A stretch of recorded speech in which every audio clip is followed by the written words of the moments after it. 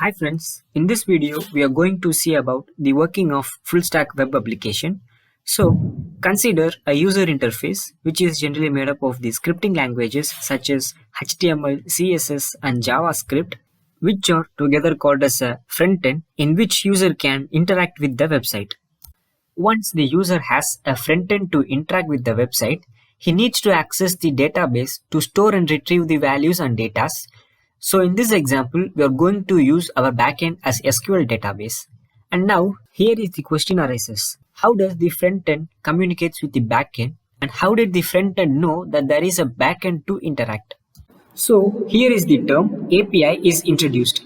API stands for Application Programming Interface, which is an interface present between the front and the backend, and it acts as a bridge between the front and the backend to transfer or exchange data between them. So by this way, the front end and the backend communicating each other and store and retrieve data from the databases. Now let us understand the working of API with a simple example. This is a front-end application which is created with React. This is basically a to-do application. So now we are going to run this front-end application.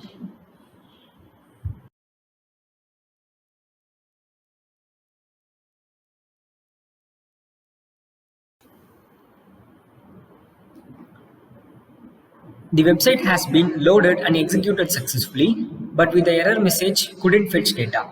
This is because this is a to-do application. So the first thing that is to be displayed to the user is the list of tasks mentioned or scheduled by the user, which are all stored in a database.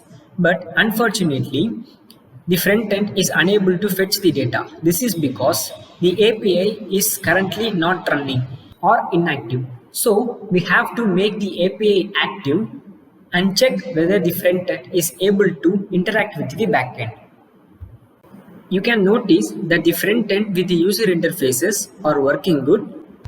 Like we can name the task, we can schedule the date, but when we try to save all these details in the database, it couldn't because there is no presence of API. So let's get into the code and run the API.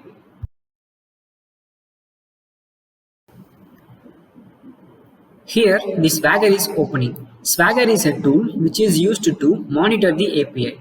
It has several methods such as get, post, etc. By executing the get method, we can see the data that are fetched from the database. Let's execute the get method.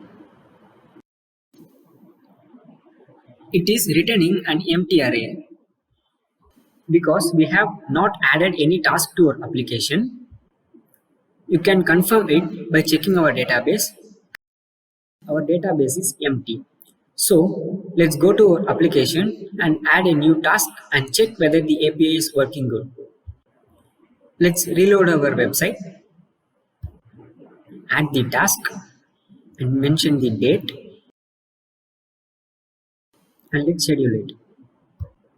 We have a success message, and let's try to list the task which we have added. And let's confirm that task is added in database or not. Yes, the task is added to our database. So finally, we can conclude that an API plays a major role in completing the workflow of a full stack web application. And also, there are several APIs which are readily available in the internet. For example, Google is providing the Weather API, in which we can use those APIs in our own website by accepting certain policies. So I hope this video is useful for understanding something about API. Thanks for watching and see you in the next video.